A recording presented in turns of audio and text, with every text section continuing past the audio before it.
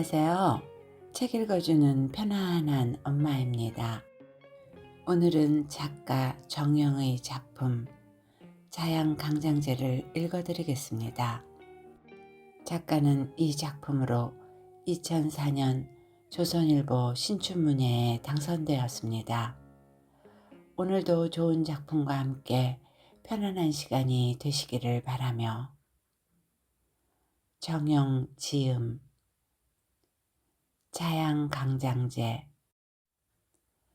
미터 구름이 법원 건물 송신탑 허리께 나앉아 있다. 뒷짐에서 선주먹이라도 꺼내 한바탕 객기를 풀 태세로 막소주에 흠뻑 절은 번화가의 휴가병은 곧 무슨 심술이라도 부릴 것만 같다. 아내의 가출은 아직도 진행 중이다. 김수길 변호사 사무실의 창문은 수자와 길자가, 변자와 호자가 서로 포개져서 열려 있다. 그 사이에 수길이 와이셔츠 차림으로 찬바람을 맞고 있다. 기압이 낮아지면 수길의 코가 먼저 민감하게 반응한다. 코가 매운 듯 싶어지더니 덩달아 관자놀이의 박동이 빨라지고 편두통의 조짐이 보인다. 차가 아무리 늘어도 인구 15만 명의 변변한 산업단지도 없는 소비도시라 별다른 공해가 있을 리 만무하다. 수길은 이럴 때마다 번번이 다른 핑계를 찾곤 한다. 오는 손님 따져가며 장사하는 변호사는 없다. 의뢰인에게 진위 여부를 따지는 일도 어리석다. 의뢰인의 진술을 법논리에 맞게 주장해주면 그뿐이다. 하지만 정작 자신을 변호하는 일엔 서툴기 그지없다. 저 멀리 천변 쪽에 겨울 대목을 맞은 소주 공장의 굴뚝이 제법 길게 연기를 뿜어내고 있었다. 장날 국밥집 가마솥 굴뚝 연기를 보는 것만큼 마음이 넉넉해지면 좋으련만 수길은 영 탐탁치 않다. 오늘 코가 맹맹한 건 소주 공장 때문이고 기분이 무지근히 가라앉은 건 아침나절부터 선산 문제로 대거리를 하고 간 어떤 문중 때문이다. 손오공이 어느 날 구름을 타고 싶었는데 글쎄 하필 하느님이 서쪽 나라 기우제에 감복해서 구름이란 구름은 몽땅 거기로 끌고 갔지 뭡니까? 하느님이 주문을 외웠습니다. 운우 장생이라. 이 요망한 원숭이는 뭐든 맘먹으면 해치워야 직성이 풀리는 꼬락선이라서 하느님 귀에다가 이런 세사를 떨었죠. 운우 지정이라. 허허허. 그때 담배가 있었다면 손오공이 돌산에서 화석이 되질 않았을 텐데 말이에요. 이런 날 담배 연기는 아래로 쫙 깔리면서 꼭 구름 타고 날아다니는 기분이 든다 이겁니다. 사무장 박기대가 담배를 권한다. 잔사설에 한번 희부옇게 웃어줄 수도 있는 일인데 내키지가 않았다. 수길은 담배만 빼물고 나이가 한참 윗길인 사무장이 불을 붙여주었다. 과연 담배 연기는 낮은 기압에 눌려 위로 솟지 못하고 얼굴 주변에서 뭉그적거리다가 몸을 푼다. 두세 모금 만에 담배를 끄고 만다. 구름을 타는 기분을 느끼려고 피운 담배가 아니지만 콧병을 잠시 잊었던 것이다. 짜고 매운 들숨이 깊은 곳까지 아릿하게 전해졌다. 그가 건네는 자양강장제 바카스병 마개를 열었다. 이음새는 이미 떨어져 나가 있다. 언제나 그렇듯 이미 마개를 연 다음 물티슈로 병 입구를 잘 닦았을 것이다. 점심을 먹고 들어온 수길에게 사무장이 서비스하는 일과였다. 매번 새로운 상황 연기로 담배를 권하며 바카스병 입구를 잘 닦아서 건네고 그걸 다 마시는 수길을 보며 만족해하는 웃음을 띈다. 머리가 한결 맑아지는 기분이었다. 이건 아무래도 중독이야 하고 매번 속으로 되뇌지만 하루에 딱 한 병이라는 생각이 앞선다. 수길은 그때서야 사무장에게 웃음을 보여준다. 둘은 잠시 반짝 갠 얼굴로 마주한다. 같은 얼굴이라도 동의어의 미묘한 뉘앙스만큼의 차이가 있긴 하다. 수길은 아예라는 말을 잘 쓴다. 사무실의 자질구레한 일상에서부터 상담과 소송에 이르기까지 이 말은 수길의 입질에 자주 오르내린다. 겉모양만 거쿨진 말을 쓰면서 자신이 왠지 비겁하다는 생각을 지울 수 없다. 깊은 사고를 귀찮아하는 자신을 매번 발견하곤 한다. 하지만 사무장은 숫죄라는 말을 사용한다. 딱히 더 공손한 표현이라고, 더 익은 표현이라고 공인받은 적은 없지만 어감이 적이 그렇다. 잘못했어요. 이승만이 토지개혁할 때 숫제 선상까지 모조리 재분배했어야 하는데 말이죠. 하긴 몇십 년 후에 지량지 야산 몇 되기가 금값이 될 줄은 몰랐겠지만 말이에요. 사무장은 작달막한 몸짓을 흔들며 사람 좋게 웃었다. 그러면서 바카스 빈병을 챙기는 걸 잊지 않는다. 하지만 방을 나설 땐 언제 웃었냐는 듯 반듯한 목례를 남긴다. 기묘한 인물을 하명받은 대갓집 청지기처럼 굳게 담은 입술엔 윗사람에 대한 경건함이 절로 묻어난다. 행여 김수길이 인간적이라는 명분으로 신분 차이를 넘나들라 치면 조근조근 뒷사랑 문어기에 조아려서 사리를 따질 듯이 보이기도 했다. 무심코 수길이 손을 뻗치면 닿을 쓰레기통에 빈병을 버렸을 때 불어 다시 집어내오는 그를 보면 단순히 아부가 몸에 밴 사람으로만은 보이지가 않았다. 수길은 길게 한번 기지개를 켜며 회전 의자에 털썩 몸을 던졌다. 사무장과 함께 늦은 점심을 먹으러 나간 사이 수길의 방 직통전화로 2개의 메시지가 녹음되어 있었다. 무고죄로 걸어. 내가 무고죄 전문이잖아. 그쪽 피고 사건은 내가 맡으면 되겠네. 대학과 연수원 동기인 이숙민의 싱거운 농담이다.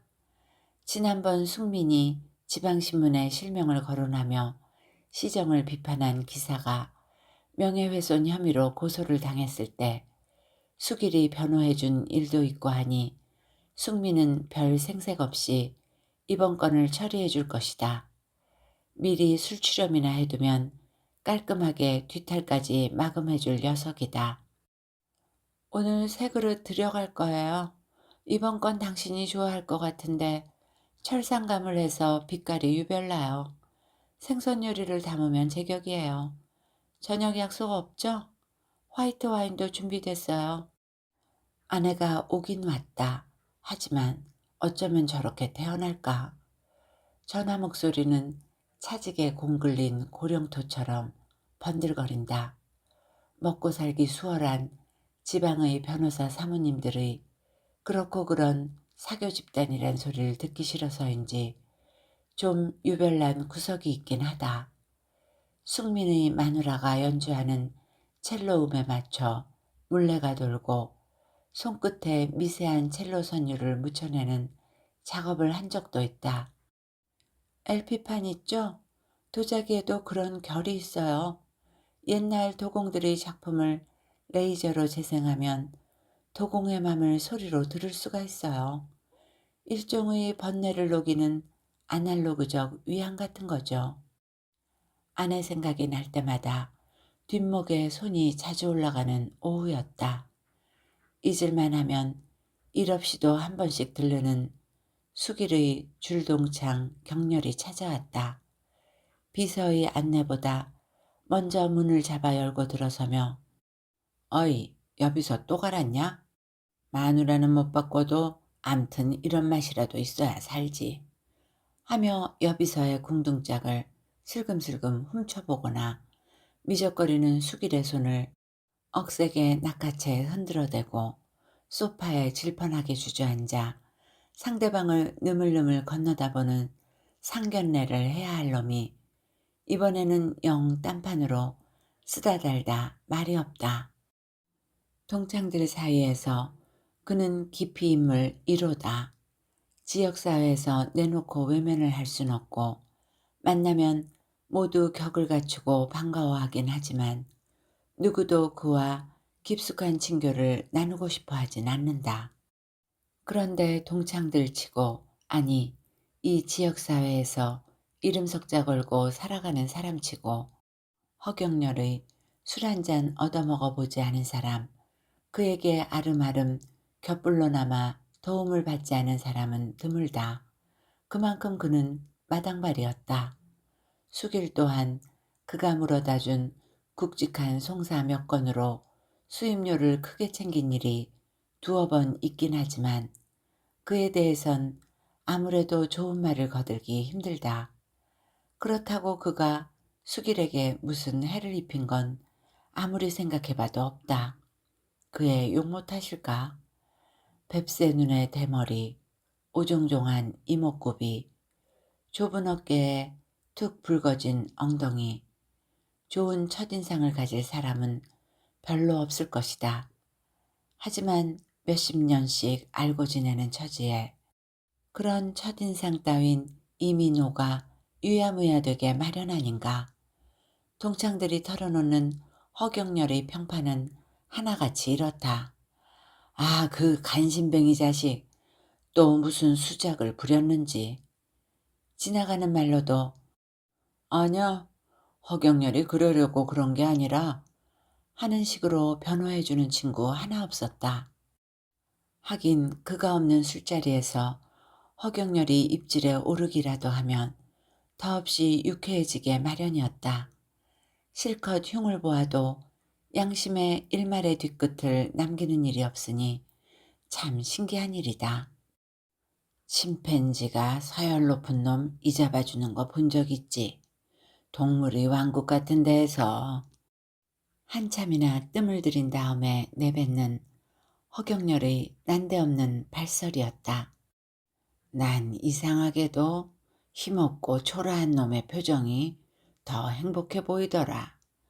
몸을 맡기고 앉아있는 힘센 놈의 윤기 흐르는 털이며 가증스럽게 치켜뜬 눈하며 자기 자리에 연연해 경직된 자세하며 행복으로 치면 사람으로 태어난 게 더 낫지 않나? 수길은 일부러 큰 소리로 웃으며 대수롭지 않게 허경렬의 어깨를 툭 쳤다. 너는 행복하니? 임마?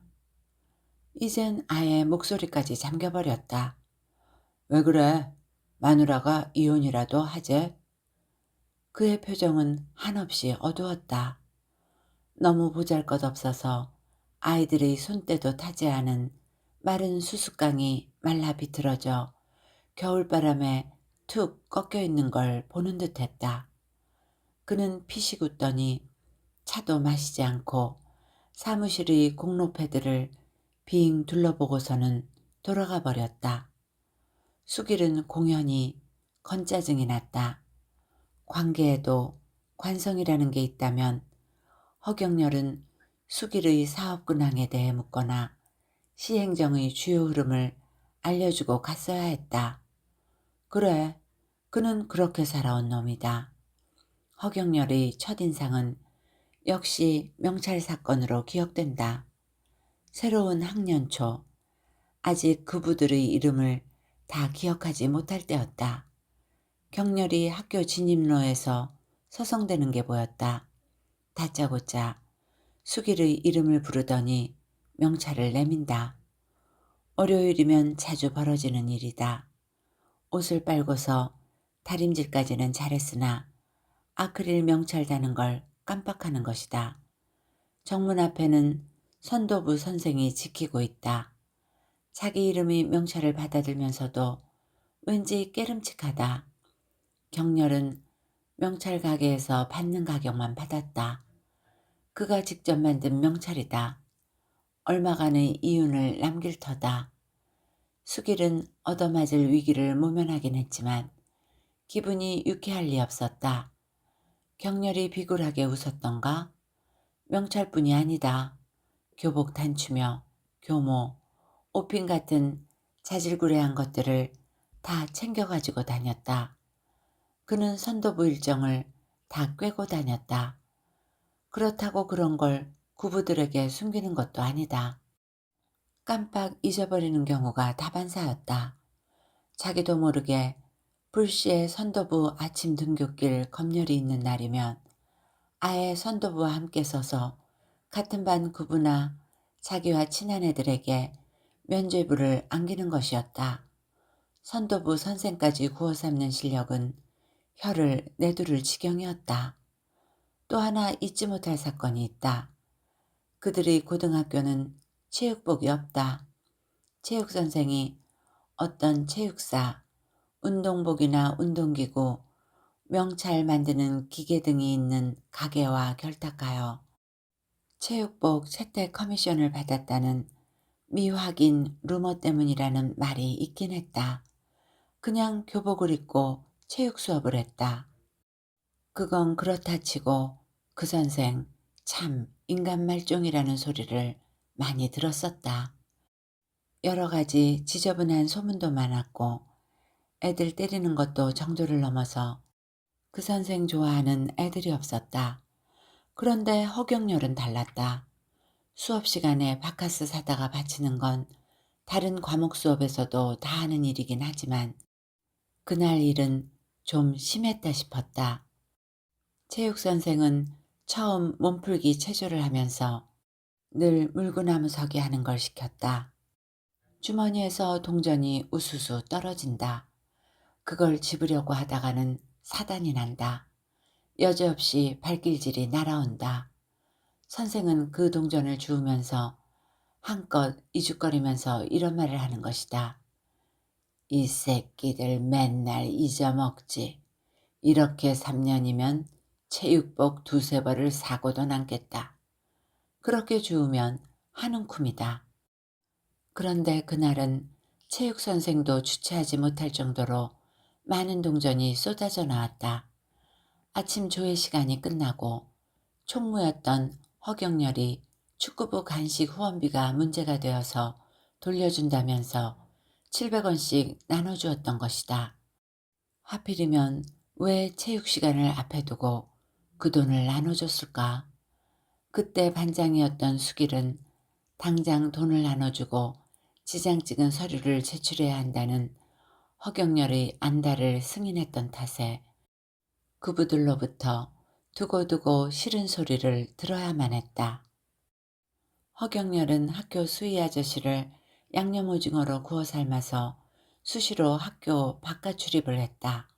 체육, 교련 시간에 그는 늘 외출 중이었고 미술이나 음악, 그리고 그를 예뻐하는 몇몇 과목 선생에게도 말만 잘하면 외출이 허용되었다. 공부를 잘하지 못했지만 그리고 모범생도 아니었지만 그는 매를 맞아야 할 자리에는 쏙 빠져있기 십상이었다. 3학년 2학기가 시작되었을 때 허경열이 학교를 자퇴했다. 퇴학당했다는 소문이 돌았다. 소문만 많았다. 아무튼 그는 학교에서 보이지 않았다. 그때는 수길과 같은 반이 아니라서 잘은 알 수가 없었다. 부정행위를 하다가 된통 걸렸다는 말도 있었고 수학시험 성적을 선생과 함께 조작하려다가 적발됐다고도 하고 심지어 학생 주임 마누라랑 붙어 먹다가 그랬다는 말도 있고 그러나 그들 동급생들을 더욱 놀라게 한 건 그가 졸업식 날 번연히 교복을 입고 앉아 있었으며 그들과 함께 졸업장을 받고 후배들에게 밀가루 세례를 받았다는 사실이었다. 이승민이 날씨 타령을 하며 술자리를 청했지만 수길은 그 열흘 만에 가마 작업을 마치고 돌아온 아내를 생각해서 애써 다음을 기약하며 그의 집요한 한 잔 유혹을 뿌리쳤다. 아내가 주방의 그릇을 모조리 바꾸는 일은 딱히 여자들이 향수나 침대 시트를 바꾸는 호사 취미와 같은 것만은 아니었다. 항상 그런 것은 아니지만 주방 그릇 세트를 바꾸는 시기가 사무실 여직원을 갈아치우는 시기와 엇비슷하게 맞아 들어간다. 그가 3년 전 처음으로 20살짜리 사무실 여직원과 바람을 피운 사실을 알았을 때 아내는 아무런 강짜를 부리지 않았다. 그건 도액과 젊은 남자 후배와의 심상치 않은 관계를 묵인해준 대가인 셈이었다. 조용히 여직원을 바꾸고 열흘쯤 집을 비웠을 뿐이었다. 언제나 그렇듯 구운 도자기를 몇 상자 쌓아오는 아내의 얼굴은 화장기가 없어도 한결 싱그러워 보였다. 이번 그릇 어때요? 이제 점점 장작불에 익숙해지는 것 같지 않아요? 자기는 역시 흙이 아니라 불이에요. 지금까지 해온 가스불 가마는 영 헛것이었어요. 반쪽짜리 도예를 한 셈이죠.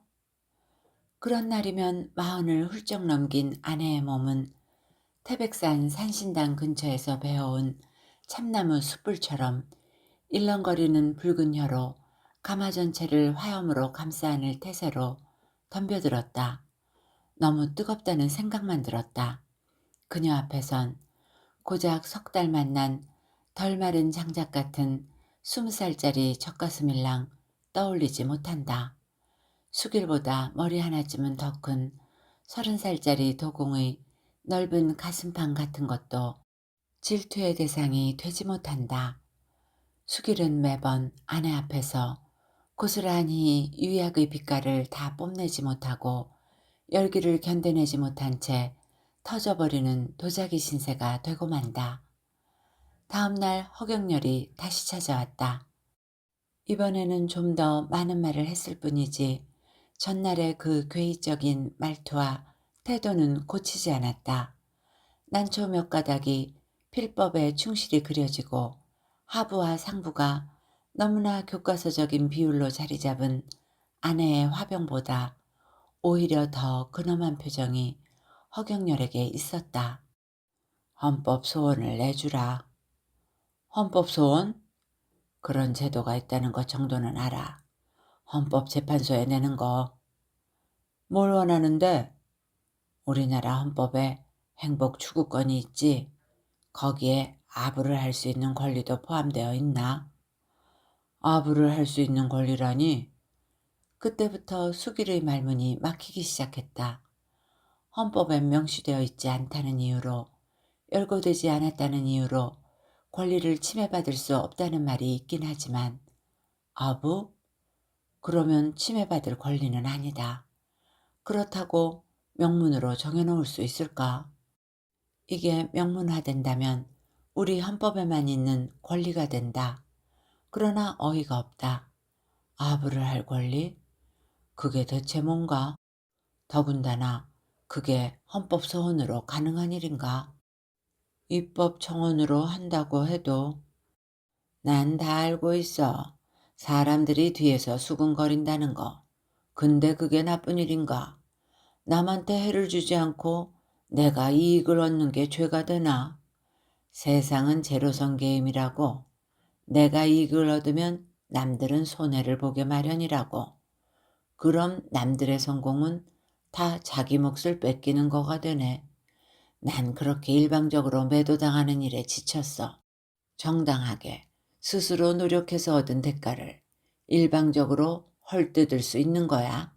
국민의 알 권리라는 것도 있지. 근데 그게 몇 년 전만 해도 얼마나 얼토당토하는 말이었냐. 국민에게 무슨 알 권리가 있었겠어. 그게 말이나 될 법했니? 그런데 일반화됐잖아. 헌재 판례도 국민의 알 권리를 인정한다고. 아부할 수 있는 권리도 있어야 해. 아부가 경멸의 대상이 되고 관습적으로 지탄받고 소외되고 있잖아. 아부하는 사람은 그렇게 직접적으로 피해를 받지. 그러면서 아부하고 싶어도 하지 못하는 사람들이 받을 정신적 억압은 또 얼마나 심하니. 앞으로 보나 뒤로 보나 아부할 재능이 없는 사람들은 또 욕하면서 제 스스로 피폐해지는 정신적 고통은 얼마나 심하니. 아부? 그게 정말 남의 밥그릇을 뺏는 일일까? 생각해보자. 아부를 받는 사람을 보자. 그들은 권력을 가졌지? 권력자가 스스로 아량을 베푸는 거 봤니? 바늘 끝에서 아슬아슬한 사람들이야. 자청해서 아량을 베푸는 권력은 엄밀히 말해서 권력도 아니야. 권력은 원래 그런 건데 아무도 그에게 아부, 그래, 더 좋은 표현으로 충성으로 말하자. 충성을 하지 않는다면 그에게서 얻을 것은 아무것도 없어. 어차피 얻을 게 없는 대상에게 아부라도 해서 얻어내는 게 그게 남의 밥그릇을 뺏는 일일까? 애국, 그건 국가에 아부하는 거 아닌가? 궤변같이 들릴지도 모르지만 그의 말도 일리가 있긴 하다. 학교 다닐 때 동급생들은 허경열의 덕을 많이 보긴 했다. 명찰 사건도 그렇고 체육, 교련 같은 맞을 일이 많은 과목도 허경열 덕분에 그냥 넘어간 일이 많았다. 운동 잘하는 애들이 거의 없었던 수길레반은 그가 꾸민 수작으로 대진운을 잘 타서 체육대회에서 우승하기도 했다. 그뿐인가 그는 집안 형편이 넉넉지 못한 학생들을 위해 근로장학금 제도를 만들기도 했다. 그들이 점심시간에 잠깐 선생들 구두를 닦아주고 등록금을 버는 것이다. 그는 대학을 가지 않았다. 대신 고등학교를 졸업하자마자 시청 공무원이 되었다. 졸업하기 전에 이미 시청에 출근하고 있었다는 말도 있었다. 학교를 나오지 않고 공무원 시험을 준비했다는 계산이 나온다. 수길과 경렬은 방위병 근무 때문에 고향에서 다시 만났다. 경렬은 석 달 고참이었다. 부대 내에서도 그의 아부 실력은 탁월했다. 간부들은 물론이고 관사에 사는 간부들의 부인까지 그의 손을 탔다. 수길이 돌이켜 생각해 볼수록 허경열의 아부는 일종의 대승적인 아부라고 볼 수밖에 없다. 권력자의 비위를 맞추면서 권력자에게 단 과실을 따내는 것이다.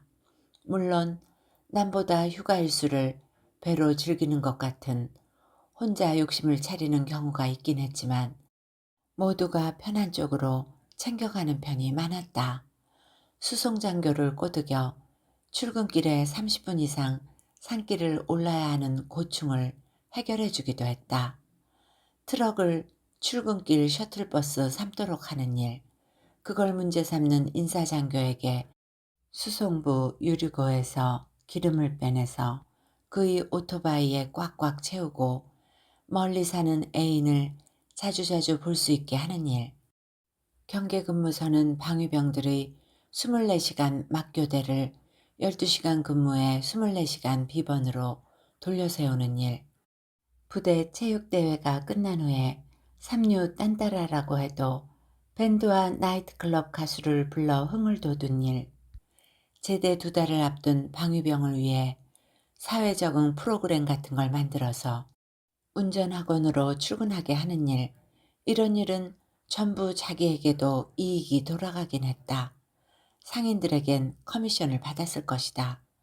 하지만 운전면허가 있는 방위병들도 부대에 출근하기 싫어서 운전학원을 다시 다닐 정도였으니 그가 한 일이 얼마나 훌륭한 일인지 짐작하고도 남는다. 그의 아부의 백미는 부대 ATT 동계훈련 장소를 눈 덮인 산골짜기에서 바람막이로 훌륭한 인근 초등학교 교실로 바꾼 일이다. 훈련 당일 자기가 알고 있는 산림계 공무원을 동원해서 군대 훈련이라고 해도 입산을 허가할 수 없다는 공문을 내려보냈다.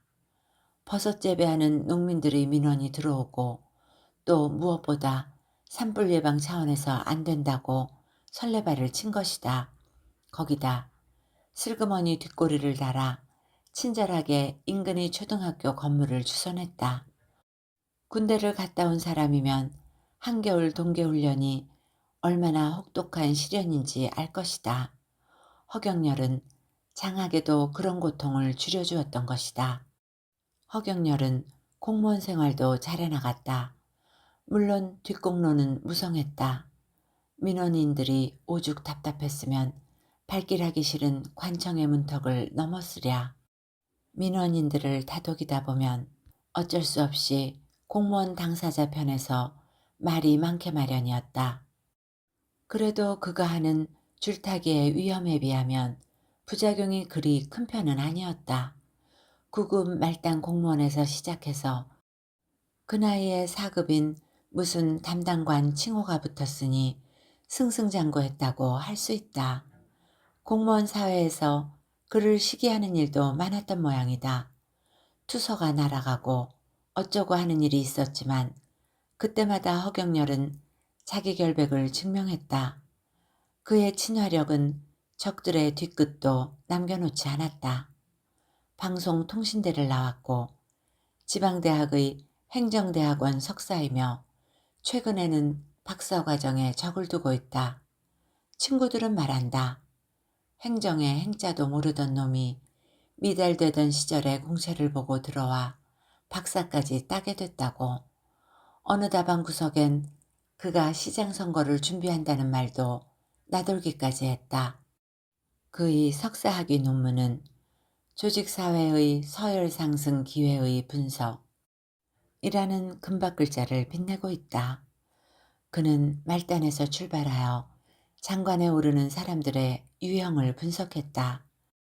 그야말로 관료 조직 내에서 하늘의 별을 딴 특이한 케이스다. 그는 또한 면서기에서 장관까지라는 책을 낸 적도 있다. 그들이 높은 지위에 오르기까지의 지난한 여정을 되돌아보고 싶었던 것이다. 그들의 배후를 추적하다가 허경열은 공통되는 점을 하나 발견했을 것이다. 주변 사람들로부터 모두 따돌림을 받았다는 사실이다.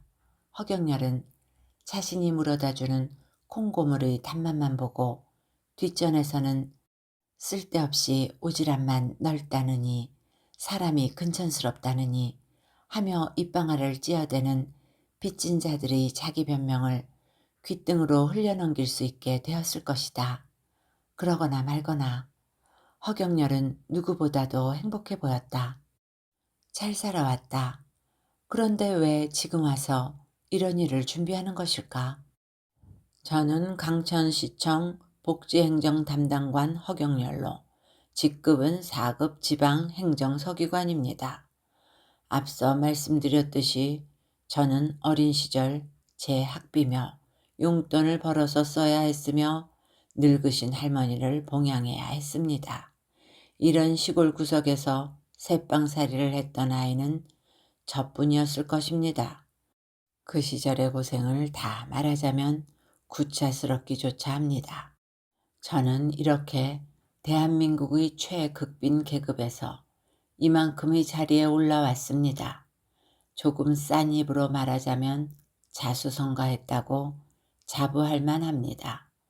그러나 제가 이 자리에 오기까지 겪은 수모와 손가락질을 어찌 필설로 다 할 수 있겠습니까? 대학을 가지 못했다는 열등감을 감추기 위한 제 노력은 또 얼마나 지난했겠습니까? 아부할 수 있는 권리를 청원하는 이유가 단지 제 상처를 치유받기 위한 것은 절대 아닙니다. 저는 이제 20수년의 공직 생활도 접었습니다. 더 이상 제 자신을 지탱해 나갈 힘을 잃어버렸습니다. 조직 행정학에서 말하는 규율과 통제가 조직의 구동력으로 존재한다. 좋습니다. 그러나 좀 더 깊이 들어가 보면 그렇다고 말할 수 있을까요? 감히 한 말씀 드립니다. 인사행정도 좋고 조직행정도 좋습니다. 이 사회 조직을 떠받들고 있는 건 아부입니다. 어느 누구도 이 말 앞에서 자유롭지 못합니다. 아부가 없는 세상은 상상하기 어렵습니다. 가난한 자는 자본가에게 빌붙습니다. 그가 머리를 조아리지 않으면 천지사방에 널린 산업예비군을 놔두고 그를 계속 고용하겠습니까? 학부모는 선생에게, 선생은 학생에게, 부하는 상관에게, 또 상관은 부하에게, 아부는 그야말로 대한민국 전체를 이끌어 나가는 구심력 같은 것입니다. 저는 이걸 나쁘게만 보지 않습니다. 유구한 세월 동안 지켜내려온 전통사회의 미덕이라고 봅니다. 서양식 근대 법제도와 양식이 우리 사회의 모든 구석을 점령해 나갔습니다. 자유주의자들이 말하는 서구식 근대 합리성이라는 논리가 기실 가진 자들의 편에 서 있다는 사실은 명백하지 않습니까? 그들 법의 통치 속에서 우리가 그나마 숨이라도 힘들이지 않고 쉴 수 있었던 건 서로가 서로에게 의지하며 부탁하고 상부상조하는 이런 정신이 아니겠습니까? 전 감히 고매하신 헌법재판소 재판관님께 이렇게 청원합니다. 물론 부당하게 뇌물을 통한 매관매직의 폐습까지 제가 옹호하는 건 아닙니다. 윗사람을 진심으로 존경하는 미덕이 깡그리 사라진 지금 맘대로 존경할 수 있는 권리 같은 걸 주장하는 건 아닙니다. 정글을 살고 있는 우리가 남녀노소 상하를 막론하고 생존을 위해 맘 편하게 법의 보호 아래 아부할 수 있는 풍토를 만들어 보자는 얘기입니다. 그는 자기가 직접 입법 청원서를 작성해 왔다. 오히려 자그마한 자서전에 가까운 글이었다. 어릴 적부터의 구구절절한 내용이 담겨 있었다. 엄마는 일찍 죽고 아버지는 가출을 밥 먹듯 하고 늙은 할머니 밑에서 두 동생을 거느리고 살아왔다. 그가 학교 수업 도중에 그렇게 자주 학교를 빠졌던 것이 할머니의 병수발을 위해서라는 사실도 처음 알았다. 생계를 위해 아부를 겸해 입속을 차린 것도 살기 위한 몸부림이었다는 사실도 처음 알았다. 청원서에는 그가 최근 모종의 독직 사건에 휘말려 어려움을 겪고 있다는 사실도 적혀 있었다. 그날 숙민과의 점심 약속이 시 외곽에 새로 생긴 오리탕 집에서 있었다.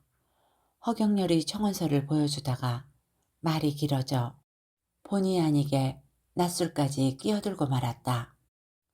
허경영 이놈 죽을 때까지 날 웃길 작정이네. 안 그래도 그놈 영정사진 앞에서 절할 때 웃지 않고 참아낼 좋은 방법이 없나 하고 영 좌불안석이구만. 그래도 일리가 있지 않아? 촌스럽지만 그런 대로 봐줄만은 하군. 근데 이건 좀 그렇다. 눈에 보이지 않는 아부도 얼마든지 있잖아. 아주 자연스럽게 극진한 아부. 아무도 그게 아부라고 생각하지 못하는 고단수의 아부. 아무튼 헌법재판소 직원들 팔만 아플 일이지. 기각사유서 적으려면 말이야. 그래서 넌 지금 이걸 맡을 작정이야? 글쎄다.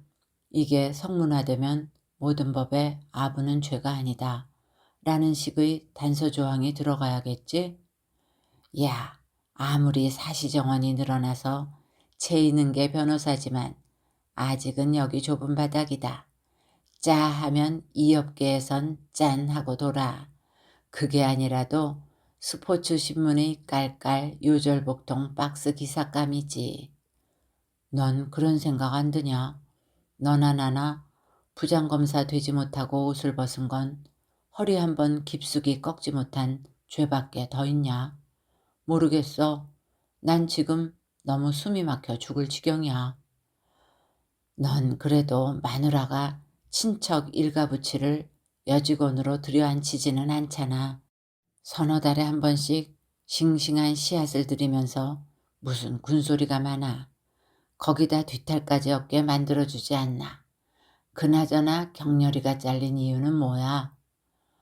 어떤 모자 가정이 생활보호 대상자 선정 기준에 미달되는데 생보자로 지정해줬대. 정말 국가의 지원이 없으면 굶어 죽을 판인 집인 모양인데 그걸 어떤 놈이 찔렀나 봐. 그 정도로 순순히 당할 경렬이가 아니잖아. 모르지. 진짜 소문대로 시장 선거에 나선다는 말 때문에 불명예 퇴진을 시키는지 아니면 정말로 시장에 나설지도 모르고. 너도 알지. 이 세상에 틀린 말 하는 새끼 한 놈도 없어. 문제는 그거야. 알아? 알긴 뭘 알아.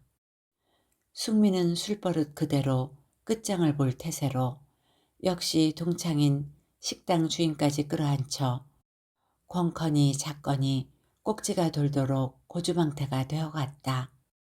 숙일은 숙민이 취하면 을에 읊어대는 13개의 유혹 때문에 차버린 불문과 여학생에 대한 회한과 삼류예술가 마누라의 속박에 대한 긴 사설이 듣기 싫어 먼저 자리를 털고 일어났다. 식당 종업원이 불러다준 콜택시에 몸을 뉘었다. 백미러로 숙일의 지친 표정을 살피던 기사가 종일 말 한마디 못해봤다는 기색으로 수다를 떨 김이다. 시장 있지 않습니까? 아, 그놈이 실은 제 중학교 동창 아닙니까? 사실 우리 동창회에서 팍팍 밀어줘서 당선에 다시 재선된 건데 높은 자리에 앉고 나서는 영판 딴 사람이 되어버렸지 뭡니까? 길이 이게 뭡니까 글쎄. 시내 한복판 눈에 잘 띄는 데만 번드레하고 이렇게 관광객이 즐겨 찾는 호젓한 드라이브 코스는 아직도 시골길이니 원. 택시기사들 처우 개선해준다고 그렇게 철석같이 공약을 내걸더니만 민선시장 다 헛거예요 그거. 수길이 대꾸를 하든 말든 그저 차 안에 누가 있다는 것만으로 위로가 되는지 기사는 종시 불평을 그칠 생각을 않는다. 시장이 이 택시기사를 기억이나 하겠는가. 애잔할 정도로 입에 거품을 문 그를 위로해주고 싶었지만 쓴웃음을 거두어 드리는 것만으로 할도리를 다한 듯 싶어서 그만두고 말았다. 깍듯하게 묵례를 하는 사무장의 태도는 그대로였지만 사무실의 공기가 심상치가 않았다. 새로 온 여직원은 사무장 앞에서 훌쩍거리고 있었다. 꼬치꼬치 따지고 자시고 할 기분이 아니어서 숙일은 그냥 자기 방으로 들어갔다. 그러나 우렁찬 사무장의 목소리는 칸막이를 넘어서고 있었다. 난 분명히 바카스와 보송표 물티슈를 사오라고 시켰잖아. 그런데 이게 뭐지? 젊은 사람이 그렇게 총기가 없어서 되겠어? 빨리 가서 제대로 사와. 어지간해선 아직 여고생태를 벗지 못한 여직원의 편을 들만도 했다. 하지만 숙일은 마음이 그런 쪽으로 기울지 않는다. 약국에서 300원이면 사 먹을 수 있는 자양강장제이지만 사무장이 입구를 묵은 물티슈로 닦아 쟁반에 정성스럽게 담아내오는 그것이 간절하게 목마르다. 숙일은 오히려 입을 삐죽이며 문을 나설 여비서의 뺨이라도 한 대 올려붙이고 싶은 심정이었다. 여직원과의 상간을 묵인하지만 관계가 굳어지길 원하지 않는 아내. 그녀는 석 달에 한 번쯤은 도자기를 구워낸다. 새로운 여직원은 아내의 새 찻잔에 커피를 끓여내오고 숙일은 그녀의 안을 상상한다. 사무장은 무슨 꼬투리를 잡아서라도 여직원의 길을 죽여놓는다. 사무장은 바지를 입고 나오는 여직원에게 피복비를 줘가며 항상 짧은 정장치마를 입도록 유도한다. 모두가 모두의 공범일지도 모른다는 생각이 스쳐 지나간다. 부장검사, 검사장에 오르지 못한 반편짜리 남편은 아내의 외도를 인정한다. 묻게다. 서로의 외도에 대해 아무런 간섭을 하지 않는다. 하지만 경계선은 있다. 살림을 차릴 정도는 참을 수 없는 것이다. 그것이 딱 3달이다. 한 번 시작할 때마다 기백만 원은 좋게 드는 전통 가마를 고집하는 걸 말리지 않는다. 2, 3년에 한 번씩은 그보다 높은 단위 수의 돈을 깨뜨리며 인사동이며 청담동의 화랑을 빌려 전시회를 갖는다. 실수로 여직원이 애를 갖는 것까지 용인한 대가다. 또한 그녀의 바람도 정도를 넘진 않는다.